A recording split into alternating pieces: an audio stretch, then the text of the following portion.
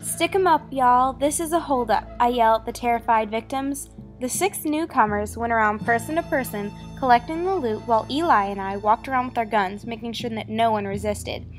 After all the goods were gathered, we conjugated in the safe room. Billy had gotten the safe combo from the police and had no trouble opening it. We'd emptied the contents and decided it was our time to leave. We exited the train and were only a few miles away from the cave where we stored the horses.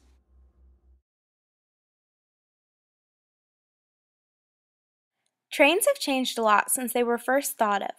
Their origin can be traced all the way back to 3rd millennium BC, when the first wagon appeared. Farmers used to use these wagons to take goods into town. Then, in 146 BC, the wagon evolved. It changed into a Roman chariot. The Romans got this idea from the Etruscans. They found it to be a very good way to travel. Next comes the Imperial Roman War era, when the Roman chariots became so popular that the ruts left in the ground would later become the standard-sized train track. We see the modern train shaping in 1550 Germany. Wagonways became very popular because at the time they were the most efficient way to transport goods. However, they are still a stretch from the modern-day trains. Skipping ahead, we arrive in 1804. This is the year that Richard Trefethick invented the first steam locomotive. The trains that were invented this year started running on timber rails, something that had never been done before. Trains continued to get better, and in 1930, yet another large change took place. Rudolf Diesel invented, you guessed it, the diesel train. These trains were faster, safer, cleaner, and just all over better than any of the past trains. As you can clearly see, trains have come a long way from stinky horses pulling wagons to diesel trains, and even more advanced versions. Today, trains are the most advanced that they have ever been. They have new whistles, horns, and lights. However, with more advances comes more problems. The main problem affecting Spokane today is whether or not to allow coal trains to run from Montana through Spokane into Seattle.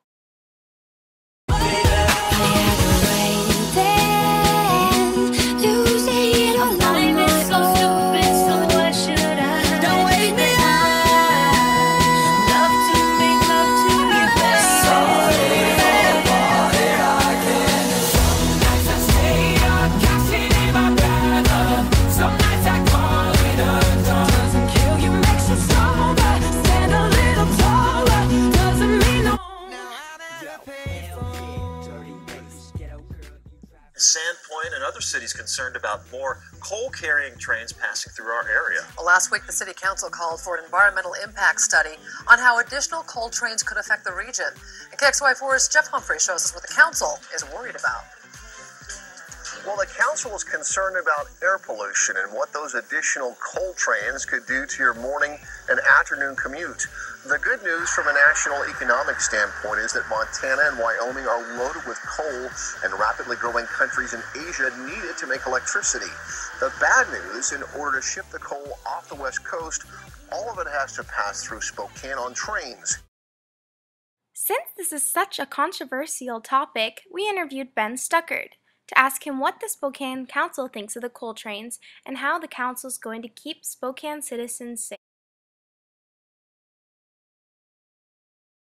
One of the main questions we asked Ben Stuckard is, what are the possible environmental impacts of trains coming through Spokane?